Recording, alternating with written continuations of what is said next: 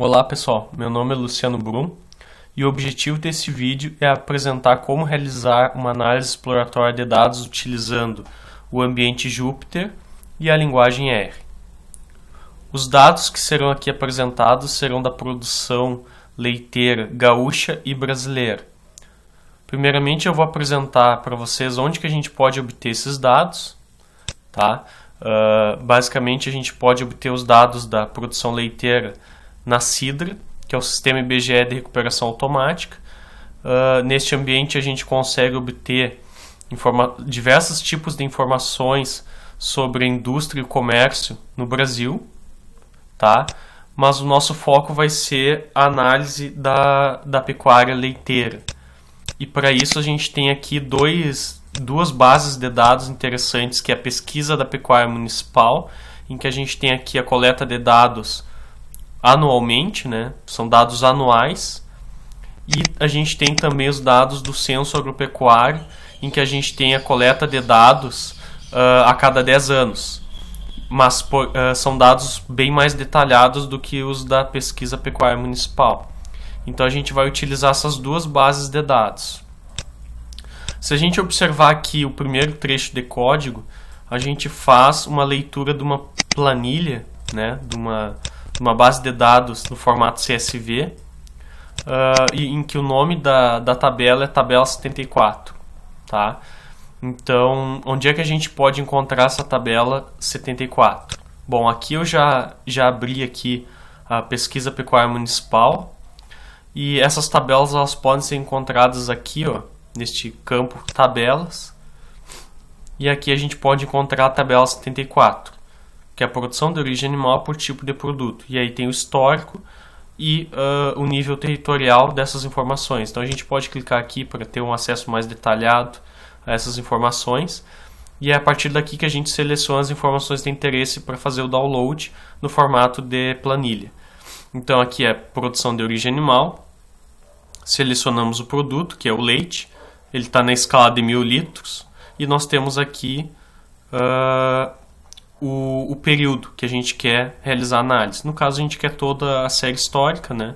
Dados de 1974 até 2017, e o nível territorial, se a gente quer nível Brasil, no nível Rio Grande do Sul, no nível unidade da federação, nível mesorregião, microrregião, município. Então a gente pode selecionar a região de interesse e clicar aqui no botão de download. Selecionamos o formato CSV, que é o formato que a gente vai utilizar no ambiente Jupyter, tá? Damos um nome adequado aqui para a tabela, para a planilha, e aí a gente pode realizar o download, né, de forma normal. Bom, o que a gente vai receber então através desse download? A tabela 74 aqui, ela vem nesse formato, tá?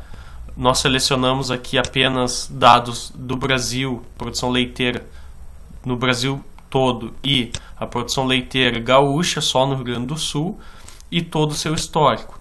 Percebam que vem com informações que não vão ser úteis para as nossas análises. Então, em vez da gente remover aqui manualmente da planilha, antes de realizar as análises no Jupyter, a gente vai tentar remover ou só utilizar as informações de interesse diretamente no ambiente do Jupyter. Então a primeira coisa que a gente faz é realizar a leitura desses dados utilizando a função read_csv, tá? E com isso a gente consegue ler os dados da planilha que a gente acabou de fazer o download. É claro que a gente tem que colocar aqui o diretório completo de onde está localizada essa planilha. Nós temos aqui ainda dois argumentos adicionais, que é o skip e o anyRows. O skip seria para ignorar as 3 primeiras linhas da planilha, né? Que seriam essas 3 primeiras linhas são ignoradas. E ainda a gente só vai realizar a leitura das próximas 3 linhas a partir da linha que sobrou. Então, o que seria então, a partir desta linha, a gente vai realizar apenas a leitura das próximas 3 linhas, que seriam essas 3 linhas. Então, se eu rodar este trecho de código e ainda tem esse outro trecho aqui, né, esse outro comando, né, que milk production na verdade é uma variável, todos os dados que eu estou lendo dessa planilha eu estou salvando a variável milk production. E ao mesmo tempo eu estou repetindo aqui o nome da variável para exibir na tela o que vai ser lido dessa planilha. Então eu vou rodar aqui, tá, apertando Ctrl Enter, e aqui a gente consegue ver o que foi lido lá da nossa planilha. Tá? Então foram lidos os dados aqui, tá? Só que a gente não vai precisar dessa primeira linha aqui. Não contém informações que a gente vai utilizar para as nossas análises. Os nomes das colunas também estão com um probleminha ali, né? Estão com um X do lado do ano, né? Então a gente vai fazer algumas correções. Primeiro, a gente vai remover a primeira linha e a primeira coluna, tá? Lembrando que no R os dados, quando eles estão nesse formato, esse formato é conhecido por data frame ou uma matriz de informações, né, em que a gente tem linhas e colunas. Então, para definir a linha que a gente quer acessar, a gente define aqui no primeiro argumento da variável que a gente quer acessar a linha específica que a gente quer acessar, e no segundo argumento a gente define a coluna específica que a gente quer acessar. Agora, se a gente quer remover uma linha, uma coluna, a gente coloca um menos antes do número que define a linha ou a coluna que a gente quer acessar. Então, em resumo, se eu quero remover a primeira linha, eu coloco um menos 1. Se eu quero remover a segunda linha, eu coloco menos 2. Se eu quero remover apenas a primeira coluna, eu coloco menos 1 no segundo argumento. Como eu quero remover a primeira linha e a primeira coluna, eu coloco menos 1 em ambos os argumentos. O resultado dessa função, né, desse procedimento que eu fiz aqui, eu vou salvar na própria variável. Tá? Então eu vou executar esse trecho de código, e aí a gente tem aqui o nosso data frame agora sem aquelas informações que não são de interesse. Agora eu vou fazer uma correção no nome das colunas aqui, utilizando a função gsub. Eu vou fazer uma substituição de todos os x por um espaço vazio, tá? E só que eu tenho que definir também onde que eu vou fazer essa substituição.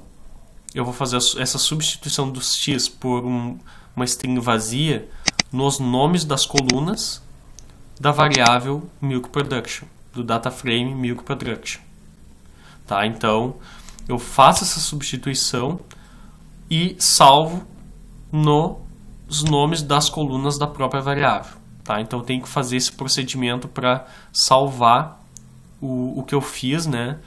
Para eu salvar essa substituição, eu tenho que salvar o resultado dessa função nos próprios nomes das colunas da variável milk production.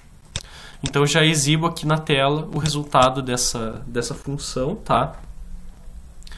E aí os x são removidos de forma correta dos nomes das colunas.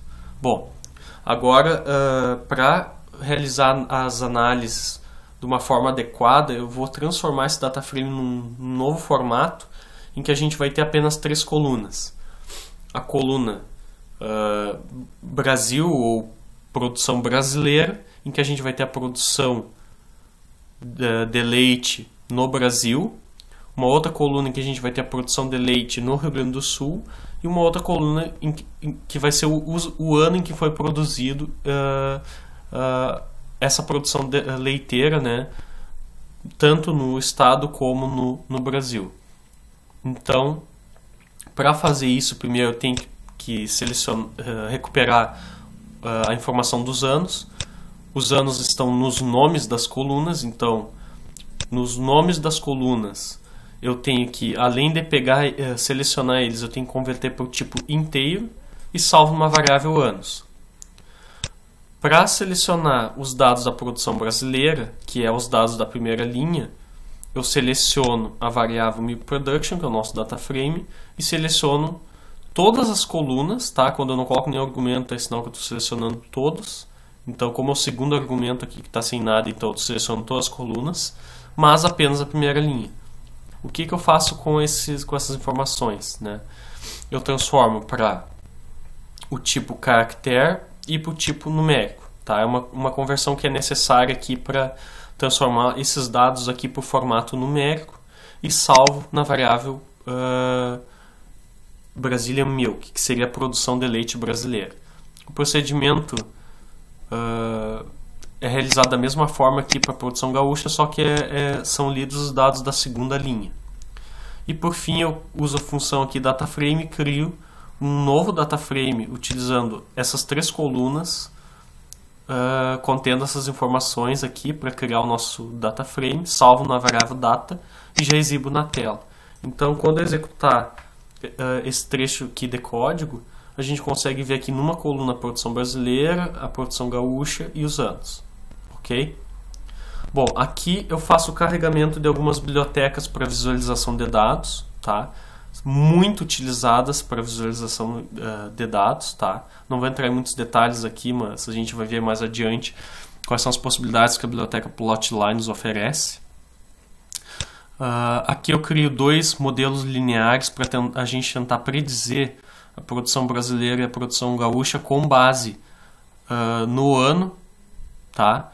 Então, por que eu vou utilizar essas 2 funções? Porque eu vou utilizar depois essas 2 funções para tentar traçar 2 retas tentando mostrar a tendência da produção brasileira e gaúcha com o passar dos anos. Então a ideia é tentar plotar 2 retas com essas funções. Então a função LM é uma função linear model, né? Em que a gente tem aqui do lado esquerdo do tio a variável que a gente quer predizer. No caso, data é o nosso DataFrame, mas qual informação do DataFrame a gente quer predizer? Eu quero predizer a produção brasileira de leite. Então eu seleciono aqui com o cifrão a coluna, que é a produção brasileira. E eu faço uma divisão aqui por 1 milhão para a gente ter aqui a escala da produção leiteira não em 1000, na escala de 1000 litros, mas na escala de bilhões de litros, tá? Então eu não divido aqui por 1 bilhão porque a produção leiteira já está na escala de 1000 litros, conforme a gente tinha visualizado aqui, né? Já está na escala de 1000 litros. Então a gente divide ainda por 1 milhão e aí a gente tem a escala dos dados da produção brasileira e gaúcha na escala de bilhões de litros. E aqui do lado direito do tio a gente tem um atributo que vai ser utilizado como predição, ou seja, esse atributo, os anos, né, que eu vou utilizar para tentar predizer a produção brasileira e também no caso da produção gaúcha. E aqui a gente seleciona qual é a variável que contém esses dados. No caso é a variável data. Tá? Então eu salvo no L1 a produção, o modelo da produção brasileira e no L2 o modelo da produção gaúcha. Aqui, bom, vou rodar aqui, né, esse trecho de código. Aqui a gente tem só alguns trechos mais para customização de fontes, né? Definição específica de tamanhos de fontes e cores, tá? Mais especificamente aqui, label X vai ser o que a gente vai colocar na coordenada X do nosso gráfico, em que a gente vai mostrar a produção de leite no Brasil e no Rio Grande do Sul, né? Na escala X a gente vai ter os anos. Então aqui eu defino aqui o nome da escala X e o nome da escala Y vai ser a produção, né? A produção de leite, né? Na escala de bilhões de litros. E aqui eu defino alguns parâmetros adicionais, tá? Com relação às fontes. Por fim, aqui a gente tem o nosso gráfico, tá? Para finalizar, eu vou gerar ele aqui e vou explicar passo a passo como que ele foi gerado, tá? O que significa cada trecho de código. Tá? Então esse é o gráfico final que a gente queria produzir, em que a gente tem aqui a produção leiteira brasileira em azul e a produção gaúcha em vermelho. A gente tem também nessas linhas a tendência da produção brasileira com o passar dos anos e a tendência da produção gaúcha com o passar dos anos na linha vermelha, conforme a gente tem aqui também na legenda. Bom, como que foi gerado esse gráfico? Bom, primeiro, a biblioteca Plotly é ela que é responsável pela geração do gráfico. Primeiro argumento, a gente tem aqui o nosso conjunto de dados, está armazenado na variável data, que é o nosso DataFrame. Na variável X, né, que é a nossa escala X, né, a gente tem que definir qual é a informação que a gente quer exibir. No caso, são os anos que a gente tem aqui, né, de 1974 a 2017. tá? E a gente tem outras informações que a gente adicionou, né? Primeiramente aqui no ADD Trace, né? A primeira informação que a gente adicionou no nosso gráfico foi a produção brasileira, né, de leite. Então na escala Y aqui, né, a gente definiu o nome da coluna que contém os dados da produção brasileira, que é a Brazilian Milk. Percebam que é o mesmo nome aqui da coluna, tem que ser o mesmo nome, tá? E dividido por 1 milhão, porque a gente quer na escala de bilhões de litros, tá? Tipo barra, tá? Que é o tipo do nosso gráfico que a gente tem aqui. O nome Brasil é relacionado à legenda. E aqui algumas questões específicas, como a cor da nossa barra é definida aqui no argumento color. E o line aqui seria a cor da borda da nossa barra. Então aqui a cor a gente definiu como preto, e aqui a gente definiu também a espessura de 1.5 para essas barras que especificam a produção leiteira brasileira. Tá? Então esse argumento ADD Trace foi responsável por adicionar essas barras azuis. Aqui a gente tem o mesmo comando ADD Trace novamente, só que agora para as barrinhas vermelhas aqui da produção gaúcha. Então o que muda aqui é que o Y agora a gente adiciona a produção gaúcha, tá? E os argumentos são basicamente os mesmos, só muda aqui a questão das cores, né? Colocamos uma cor avermelhada para contrastar, né, a informação com relação à produção brasileira, tá? E aqui no argumento ADD Lines a gente adiciona essas duas linhas de tendência de produção gaúcha e brasileira, produção leiteira. A gente usa a função fitted para plotar o modelo gerado pela regressão linear L1 e L2, tá? No primeiro caso aqui a produção brasileira, tá? Então aqui o name Brasil é para a legenda, e aqui o argumento line a gente define a cor específica da linha que a gente quer e a sua espessura. No primeiro caso aqui é para a produção brasileira, e no segundo caso aqui para a produção gaúcha. E por fim a gente adiciona aqui as labels, né, na escala X e Y. Na escala X a gente adiciona o que a gente tinha definido anteriormente, que é o nome da coordenada X, que é o que a gente definiu aqui como nome anos.